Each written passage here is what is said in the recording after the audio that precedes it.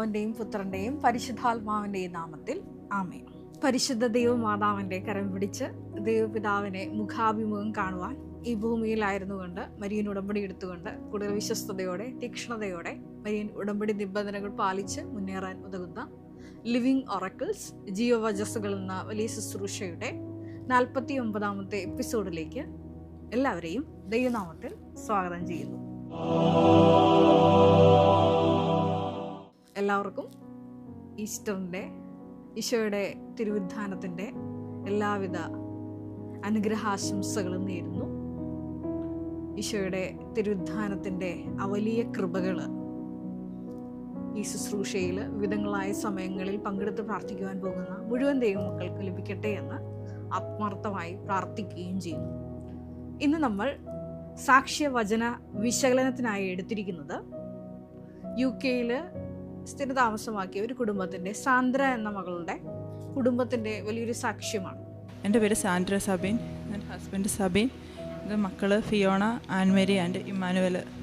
ഞങ്ങൾ UK നിന്നാണ് വരുന്നത്. ഇവിടെ നാട്ടിൽ കോഴിക്കോട് താമരശ്ശേരി രൂപതയാണ്. ഈ സാക്ഷ്യം ഞാൻ തിരഞ്ഞെടുക്കാൻ കാരണം കുരിശുകളുമായി ബന്ധപ്പെട്ട വലിയൊരു സാക്ഷ്യമാണ്. ഏതൊരു നഴ്സുമാരുടെയും സഹന സാഹചര്യങ്ങൾ പോലെ ഈ മകൾക്കും ഒരുപാട് ഇങ്ങനെ വീട് വിട്ടിറങ്ങി പുറത്ത് ഇങ്ങനെ ഫാമിലി സെറ്റാകുമ്പോൾ ഒരുപാട് സഹന സാഹചര്യങ്ങൾ ഈ മകൾക്കും അഭിമുഖീകരിക്കേണ്ടി വരുന്നുണ്ട്. അത് പരിശുദ്ധ അമ്മയുടെ കൈ പിടിച്ചുകൊണ്ട് അതിജീവിച്ച ഒരു വലിയ സാക്ഷ്യം കൂടിയിട്ടാണ്. ആദ്യമായിട്ട് ഈ മകള് പറയുന്നുണ്ട് 2022 ആദ്യമായിട്ട് ഉടമ്പടി എടുക്കുന്നത്. അന്നു മുതൽ പരിശുദ്ധ അമ്മയുടെ കൈ പിടിച്ച് നടക്കാൻ തുടങ്ങിയതാണ്. അപ്പോൾ ഈ മൂന്നാമത്തെ കുഞ്ഞ് ഉടമ്പടിയുടെ ഒരു കുഞ്ഞെന്ന് പറയാം, ഇമ്മാനുവൽ.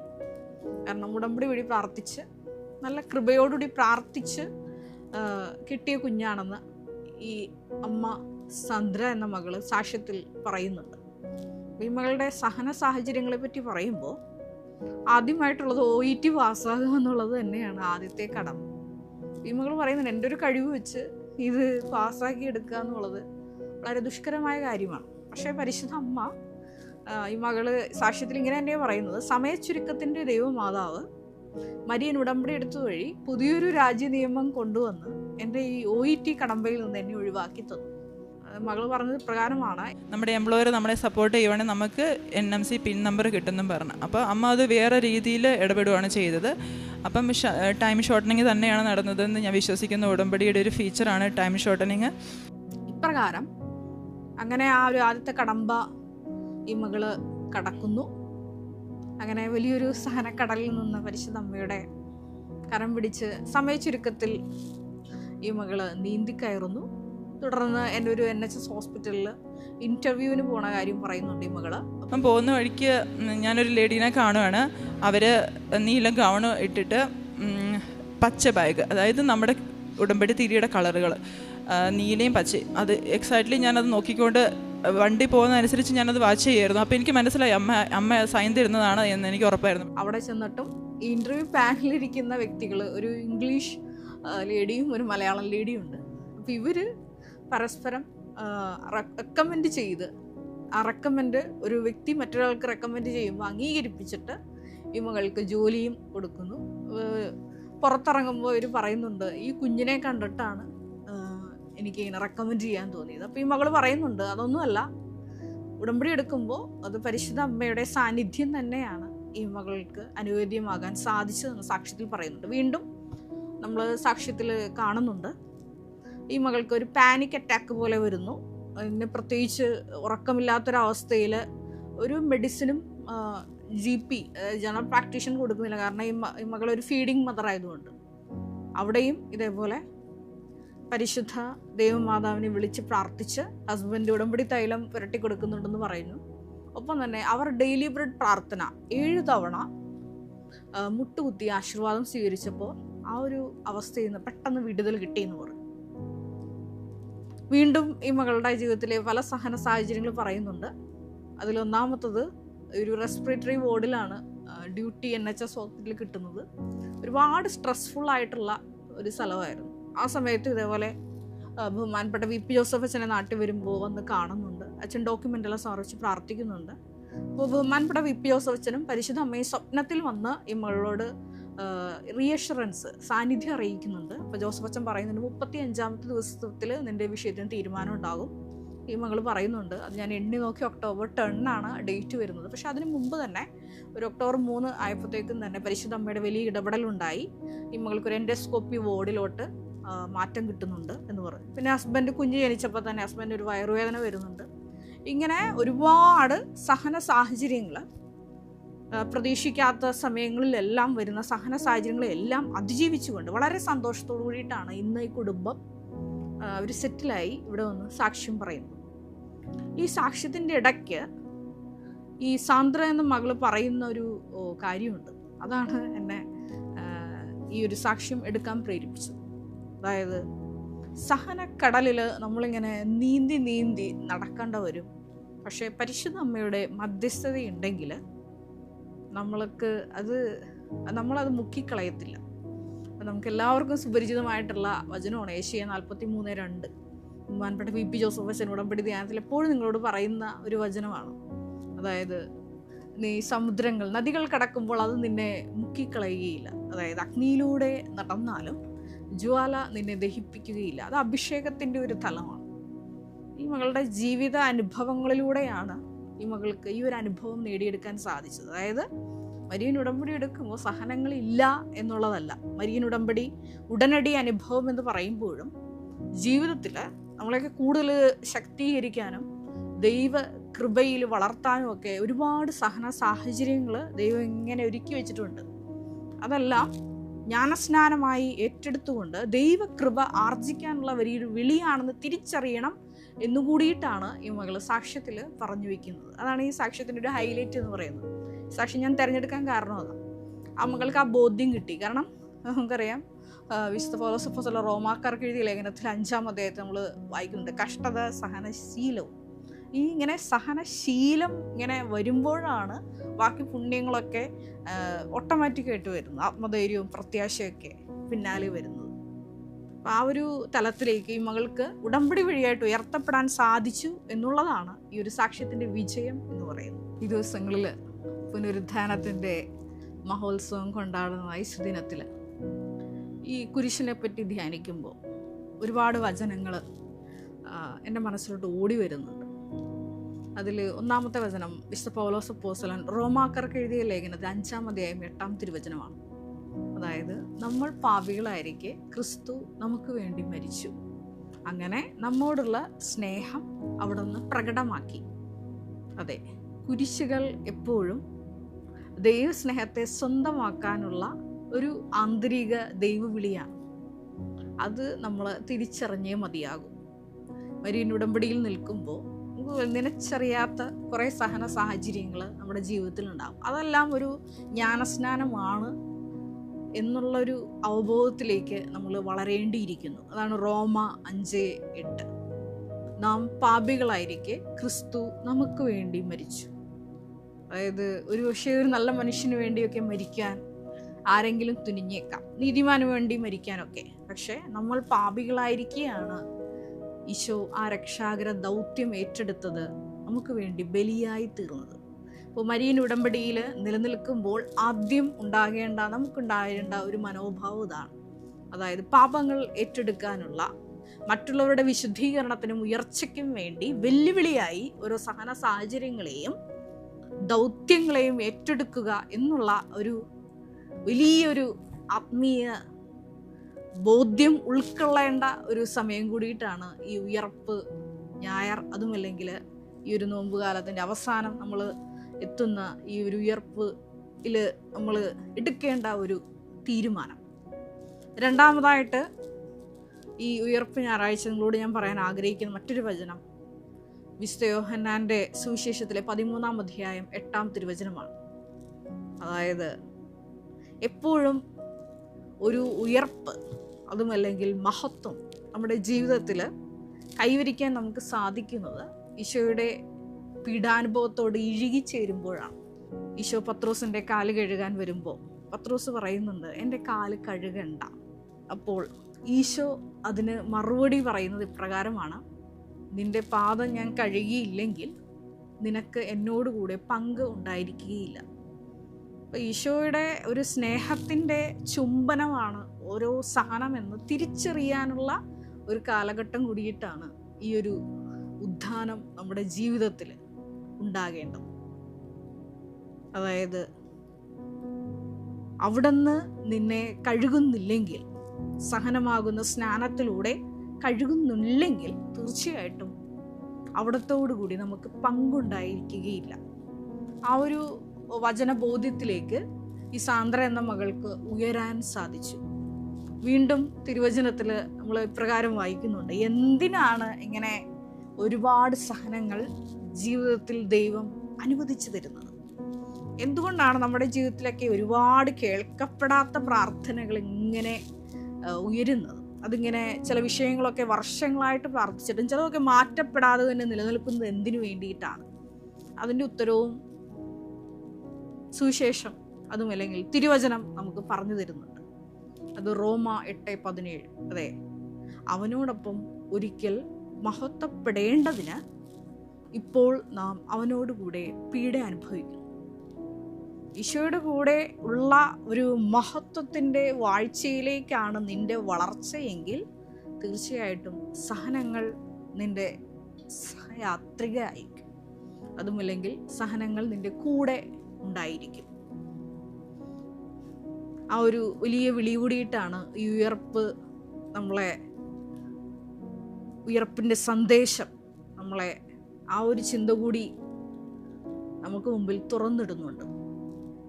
വീണ്ടും തിരുവചനത്തിൽ നമ്മൾ ഇപ്രകാരം വായിക്കുന്നുണ്ട്. വിശുദ്ധ പൗലോസ് അപ്പോസ്തലൻ എഫേസ്യർക്ക് എഴുതിയ ലേഖനത്തിൽ 3-ാം അധ്യായം 18-ാം തിരുവചനം, ഓരോ കുരിശും അവൻ്റെ സ്നേഹത്തിൻ്റെ നീളവും വീതിയും ഉയരവും ആഴവും ഒക്കെ അളക്കാൻ, അതായത് വിശുദ്ധരോട് കൂടെ അതിനൊക്കെ രുചിച്ചറിയാനുള്ള വലിയൊരു വിളി കൂടിയിട്ടാണ്.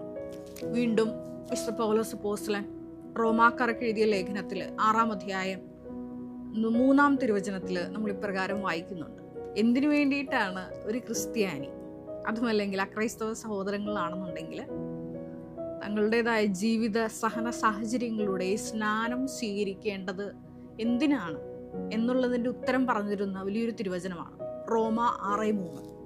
യേശു ക്രിസ്തുവിനോട് ഐക്യപ്പെടാൻ ജ്ഞാനസ്നാനം സ്വീകരിച്ച നാം എല്ലാവരും അവൻ്റെ മരണത്തോട് ഐക്യപ്പെടാനാണ് ജ്ഞാനസ്നാനം സ്വീകരിച്ചതെന്ന് നിങ്ങൾക്ക് അറിഞ്ഞുകൂടെ.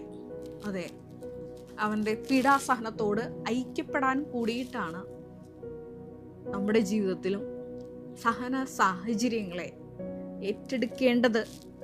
അതുമല്ലെങ്കിൽ ജ്ഞാനസ്നാനത്തിലൂടെ നമ്മൾ ഒന്നായിപ്പെട്ടിരിക്കുന്നത് ഈ കുരിശോടുകൂടി ഐക്യപ്പെടാനാണ് എന്നാണ് വിശുദ്ധ പൗലോസ് അപ്പോസ്തലൻ നമ്മളെ ഉദ്ബോധിപ്പിക്കുന്നത്. അപ്പോൾ നിങ്ങൾ ഇപ്പോൾ ചിന്തിക്കുന്നുണ്ടാവും, ഇങ്ങനെ സഹനങ്ങളെക്കുറിച്ചൊക്കെ സിസ്റ്റർ കുറേ ഇങ്ങനെ പറഞ്ഞു. അപ്പോൾ ഈ സഹന സമയത്ത് എങ്ങനെ അത് അതിജീവിക്കാൻ പറ്റും എന്നുള്ള ഒരു ചോദ്യം ചിലപ്പോൾ നിങ്ങളുടെ മനസ്സിൽ ഇപ്പോൾ ഉണ്ടാവും. അതിനും സുവിശേഷം നമുക്ക് ഉത്തരം പറഞ്ഞു തരുന്നുണ്ട്. അത് ഗെത്സമേനിയിലെ ഈശോയുടെ ആ നടപടിയാണ് അതിൻ്റെ ഏറ്റവും വലിയ ഉത്തരം എന്ന് പറയുന്നത്.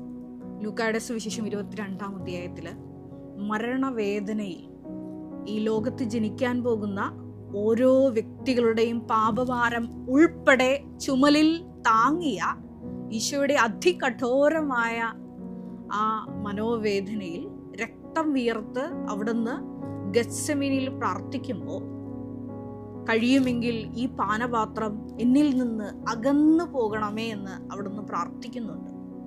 ആ സമയത്ത് ഇങ്ങനെ തീവ്രവേദനയിൽ മുഴുകുന്ന സമയത്ത് നമ്മളും കൈവരിക്കേണ്ട ഒരു വിശ്വാസ നിലപാടിനെ കുറിച്ച് വചനം പറഞ്ഞു തരുന്ന ഇപ്രകാരമാണ്, അവൻ കൂടുതൽ തീക്ഷ്ണമായി പ്രാർത്ഥിച്ചു. അതെ, തീവ്രവേദനകൾ വരുമ്പോൾ, സഹനങ്ങൾ ഒന്നൊഴിയാതെ നമ്മളെ വേട്ടയാടുമ്പോൾ സുവിശേഷം പറഞ്ഞു തരുന്ന ഒരേ ഒരു പോംവഴി എന്ന് പറയുന്നത് പിതാവായ ദൈവത്തിന് സ്വയം സമർപ്പിച്ചുകൊണ്ട് അവിടുത്തെ ഹിതം നിറവേറ്റാൻ വേണ്ടിയിട്ട് കൂടുതൽ തീക്ഷ്ണമായി പ്രാർത്ഥിക്കണം എന്നാണ്. ഞാൻ പല എപ്പിസോഡുകളിലും ഈ ഒരു ലിവിങ് ഓറക്കിൾ ശുശ്രൂഷയിൽ ഞാൻ പറഞ്ഞിട്ടുണ്ട്. എൻ്റെ ജീവിതത്തിലൊക്കെ വലിയ സഹന സാഹചര്യം, എൻ്റെ കയ്യിൽ നിന്ന് കൈവിട്ടു പോകുന്ന ചില സഹന സാഹചര്യങ്ങളൊക്കെ വന്നിട്ടുണ്ട്. ഇത് ഞാൻ ഇന്നലെ ദുഃഖ വെള്ളിയാഴ്ച ഞാനൊരു കാര്യം അത് ഓർത്തെടുക്കുകയാണ്. ഞാൻ കുഞ്ഞുങ്ങളെ നേഴ്സിംഗ് പിള്ളേരെ പഠിപ്പിച്ചുകൊണ്ടിരിക്കുന്ന സമയത്ത് എനിക്കെതിരെ ഒരു കോക്കസ് ഗ്രൂപ്പ് ഡെവലപ്പ് ചെയ്യപ്പെട്ടു. കോക്കസ് ഗ്രൂപ്പ് ഡെവലപ്പ് ചെയ്യപ്പെടാൻ കാരണം വേറൊന്നുമല്ല, നമ്മൾ വചനബന്ധിയായി മാത്രം നിലപാടുകൾ എടുക്കേണ്ടി വരുമ്പോൾ നമ്മളൊരു ഗ്രൂപ്പിൻ്റെയും ഭാഗമല്ലാതായി മാറും. അവരുടെ ഗ്രൂപ്പിൽ ചേരാതെ വരുമ്പോൾ തീർച്ചയായിട്ടും അവർ നമ്മളെ ഒറ്റപ്പെടുത്തും. ഇങ്ങനെ ഒറ്റപ്പെടുത്തിയ ഒരു സാഹചര്യത്തിൽ എനിക്കെതിരെ കുറേ ആരോപണങ്ങൾ ഉന്നയിക്കപ്പെട്ടു. ആ സമയത്ത് എനിക്ക് ഒരു തരത്തിലും അധികാരികളുടെ മുമ്പിൽ നിൽക്കാൻ പറ്റാത്ത ഒരവസ്ഥ വന്നു. ആ സമയത്ത് എനിക്ക് വല്ലാത്തൊരു ഹൃദയവേദന അനുഭവപ്പെട്ടു. അതായത് ഹൃദയം പൊടിയുന്നൊരു വേദന. ആ സമയത്ത് ഈശോ ഇങ്ങനെ സംസാരിച്ചു ഓൺ ദ ടൈമിൽ. ഞാൻ പ്രാർത്ഥന ഒരിക്കലും കുറയ്ക്കാറില്ല ഇങ്ങനെയുള്ള സമയങ്ങളിൽ. ഈശോ പറഞ്ഞു, എനിക്കറിയത്തില്ലായിരുന്നു, പല വിശുദ്ധന്മാർക്കും വിശുദ്ധകൾക്കും ഒക്കെ ഈശോയുടെ പീഡാസഹനത്തെ പറ്റി ഇത്ര മുറിവുകൾ, ഇത്ര അടികളെന്നൊക്കെ പല സന്ദേശങ്ങൾ കൊടുത്തിട്ടുണ്ട്. പക്ഷെ നെഞ്ചിൽ ചവിട്ട് കിട്ടിയെന്നൊന്നും എനിക്കറിയത്തില്ലായിരുന്നു. അപ്പോൾ ഉടനെ പരിശുദ്ധാത്മാവ് എന്നോട് സംസാരിച്ചു, ജോ മോളെ, ഈ ഒരു സഹനത്തിന് നീ ഇത്രയും നാൾ അനുഭവിച്ച മാനസിക പീഡനങ്ങളെക്കാൾ ഇത്തിരി ഗ്രാവിറ്റി കൂടുതലാണ്. അത് നിന്നെ ദൈവം സ്വന്തമാക്കിയിരിക്കുന്ന ഒരു അടയാളമാണ്. ഈശോയുടെ നെഞ്ചിലേറ്റ സഹനത്തിൻ്റെ ആ ലെവലിൽ വരുന്നൊരു സഹനമാണ്, നീ അത് സ്വീകരിക്കാൻ പറഞ്ഞു എന്നോട്. അപ്പം ഞാൻ സന്തോഷത്തോട് കൂടിയിട്ട് ആ കുരിശിനെ എടുത്ത് നെഞ്ചിൽ വീണ്ടും പുലുകി. അപ്പോൾ ഇത് ദൈവത്തിൻ്റെ ഒരു, ഞാൻ പറഞ്ഞില്ലേ നേരത്തെ പറഞ്ഞതുപോലെ, കുരിശിനെ പ്രണയിക്കാനുള്ള ഒരു വലിയ വിളിയാണത്. ക്രിസ്ത്യാനികൾക്ക് മാത്രമല്ല, സ്നാനം ഏറ്റെടുത്തിരിക്കുന്ന ഓരോ മക്കൾക്കും അത് പുനരുദ്ധാനത്തിൽ പങ്കാളികളാകാനുള്ള ദൈവത്തിൻ്റെ ഒരു വലിയ ക്ഷണനമാണ്. റോമാ 8:17 അനുസരിച്ച് അവനോടുകൂടി മഹത്വപ്പെടാനുള്ള ഓരോ ക്ഷണനമാണ് ഓരോ ജീവിത സഹന സാഹചര്യവും. ഇപ്രകാരം സഹന സാഹചര്യങ്ങൾ തീവ്രവേദനയോടെ പിതാവിന് നമ്മളെ തന്നെ സമർപ്പിച്ചുകൊണ്ട് എല്ലാം വിട്ടുകൊടുത്ത് ദൈവഹിതം നിറവേറാൻ വേണ്ടി പ്രാർത്ഥിക്കുമ്പോൾ എന്ത് സംഭവിക്കുമെന്ന് അവിടെ പറഞ്ഞിട്ടുണ്ട്. ലൂക്കാ 22:43. അപ്പോൾ അവനെ ശക്തിപ്പെടുത്താൻ ഒരു ദൂതൻ ഇറങ്ങി വന്നു. ആ ഒരു അനുഭവം ഈ സാന്ദ്ര എന്ന മകളുടെ ജീവിതത്തിലും സംഭവിക്കുന്നുണ്ട്. ആ മകൾ പറയുന്നുണ്ട്, അതായത് എൻഡോസ്കോപ്പിയിലോട്ട് മാറുമ്പോഴും ഈ മകളുടെ ജോലി സംബന്ധമായിട്ടുള്ള പ്രശ്നങ്ങളൊക്കെ അവിടെ തന്നെ നിലനിൽക്കുകയാണ്. പക്ഷെ ഒരു വ്യക്തി ഈ മകളെ സപ്പോർട്ട് ചെയ്യാൻ വേണ്ടി പരിശുദ്ധ ദൈവമാതാവ് അവിടെ ഒരുക്കി നിർത്തുകയാണ്. കാരണം ഈ മകൾക്ക് ഓൾറെഡി പാനിക് അറ്റാക്ക് വന്നു. ഈ മകൾ പറയുന്നുണ്ട്, പാനിക് അറ്റാക്ക് വന്നത് വേറെ ഒന്നുകൊണ്ടല്ല, ഒരുപാട് സ്ട്രെസ്സിലൂടെ ഇങ്ങനെ കടന്നു പോകുമ്പോൾ അഡീഷണൽ സ്ട്രെസ് വീണ്ടും വരുമ്പോൾ ചില വ്യക്തികൾക്കൊന്നും ഹൃദയത്തിന് അത്രയും കപ്പാസിറ്റി ഉണ്ടാവില്ല. അപ്പോൾ ഇങ്ങനെയുള്ള അസുഖങ്ങൾ രൂപപ്പെടും. ഈ മകൾ പറഞ്ഞു, വീണ്ടും ഈ ജോലി മാറിയപ്പോഴും ജോലിയുടെ, അതായത് ഈ ജോലി ചെയ്യുന്ന സ്ഥലം ഈ റെസ്പിറേറ്ററി വാർഡിൽ നിന്ന് എൻഡോസ്കോപ്പി ഡിപ്പാർട്ട്മെൻറ്റിലേക്ക് മാറുമ്പോഴും ആ ഒരു സ്ട്രെസ് അവിടെ നിലനിൽക്കുന്നുണ്ട്. അപ്പോൾ പിന്നെ ദൈവത്തിന് മനസ്സിലായി ഇവള് ഉടമ്പടിയിൽ നിന്നും പിന്മാറുന്നില്ല. അപ്പോൾ ദൈവം ഒരു ദൂതനെ, ഒരു വ്യക്തിയെ അവിടെ ഈ മകൾക്ക് വേണ്ടി സജ്ജമാക്കുന്നുണ്ട്. പക്ഷെ ഈ മകൾ ചെയ്യുന്ന മറ്റൊരു നടപടി കൂടിയുണ്ട്. ആ മകളുടെ അടുത്ത് ഇങ്ങനെ പറയുന്നുണ്ട്, വിശ്വാസം ഏറ്റു പറയുന്നുണ്ട്, അതായത് എന്നെ സഹായിക്കാൻ ദൈവം അയച്ച ദൂതനാണ് നിങ്ങളെന്ന്. അതായത് ആ ഒരു വിഷയം അവരുടെ ക്രെഡിറ്റിലോട്ട് ഈ മകൾ മാറ്റുന്നില്ല, ദൈവത്തിന് തന്നെയാണ് മഹത്വം കൊടുക്കുന്നത്. ഒരു നിമിഷം നമുക്ക് കണ്ണുകൾ അടയ്ക്കാം. നമ്മുടെ ജീവിതത്തിലൊക്കെ താങ്ങാനാവാത്ത സങ്കടങ്ങൾ വരുമ്പോൾ അതിനെല്ലാം ഉത്തരം, അതിൻ്റെ എല്ലാം അറ്റത്ത് ഒരു ഉയർപ്പിൻ്റെ അനുഭവമുണ്ട്, മഹത്വത്തിലേക്കുള്ളൊരു കരയേറ്റമുണ്ടെന്ന് പരിശുദ്ധാത്മാവെ ആ സമയത്ത്, തക്ക സമയത്ത് ഞങ്ങൾക്ക് ആന്തരിക ബോധ്യം നീ നൽകണമേ എന്ന് പ്രാർത്ഥിക്കുന്നു. പരിശുദ്ധ അമ്മയോടൊപ്പം സഹനങ്ങൾ ഉണ്ടാകുമ്പോൾ ആ നദി കയറുവോളം, പഴയ നിയമത്തിലെ ജോഷുവ പുസ്തകത്തിൽ പുരോഹിതന്മാർ വാഗ്ദാന പേടകത്തെ വഹിച്ചുകൊണ്ട് നദിയിൽ നിലയുറപ്പിച്ചതുപോലെ മരിയൻ ഉടമ്പടി വിശ്വസ്തതാപൂർവം പാലിച്ചുകൊണ്ട് പരിശുദ്ധ അമ്മേ ദൈവമാതാവേ, നിന്നെ ഭവനങ്ങളിലേക്ക് സ്വീകരിച്ച് ഇപ്പോൾ ഞങ്ങൾ കടന്നുപോയിക്കൊണ്ടിരിക്കുന്ന എല്ലാ സഹന സാഹചര്യങ്ങളെയും അതിജീവിക്കുവാൻ പരിശുദ്ധ അമ്മേ ദൈവമാതാവേ, ഉടമ്പടി എടുത്ത എല്ലാ മക്കൾക്ക് വേണ്ടിയും മധ്യസ്ഥം വഹിക്കണമേ എന്ന് പ്രത്യേകമായിട്ട് പ്രാർത്ഥിക്കുന്നു. എല്ലാ മക്കൾക്കും ഉയർപ്പിൻ്റെ വലിയ അനുഭവം ഈ ദിവസങ്ങളിൽ തന്നെ ഈശോയെ അനുഭവവേദ്യമാക്കണമേ എന്ന് പ്രത്യേകമായിട്ട് പ്രാർത്ഥിക്കുന്നു. കർത്താവായ ക്രിസ്തു വഴി ഞങ്ങൾ സമർപ്പിക്കുന്ന പ്രാർത്ഥന കേട്ടുകൊള്ളണമേ. Ave Maria. നമ്മുടെ കൃപാസനം പ്രത്യക്ഷീകരണ സന്നിധാനത്തിൽ ബഹുമാനപ്പെട്ട VP ജോസഫ് അച്ഛനോടൊപ്പം സമർപ്പിതരായി ശുശ്രൂഷ ചെയ്യാൻ ആഗ്രഹിക്കുന്ന സഹോദരങ്ങൾ, ഏറെ പ്രത്യേകമായിട്ട് +2 ഡിഗ്രി പാസ്സായ മക്കളുണ്ടെങ്കിൽ തീർച്ചയായിട്ടും താഴെ കാണുന്ന ഇമെയിൽ അഡ്രസ്സിൽ കോൺടാക്റ്റ് ചെയ്യുക, നിങ്ങളുടെ CV അയയ്ക്കുക. തീർച്ചയായും അമ്മയുടെ പ്രത്യക്ഷീകരണത്തിന് സാക്ഷികളായി ജീവിക്കുവാൻ നിങ്ങൾക്കൊരു ആന്തരിക ബോധ്യം, അതുമല്ലെങ്കിൽ ദൈവപിതാവ് നിങ്ങളെ വിളിക്കുന്നു എന്ന് നിങ്ങൾക്ക് ബോധ്യപ്പെടുന്നുണ്ടെങ്കിൽ തീർച്ചയായിട്ടും ഞങ്ങളെ കോൺടാക്റ്റ് ചെയ്യുക. എല്ലാവരെയും അനുഗ്രഹിക്കട്ടെ.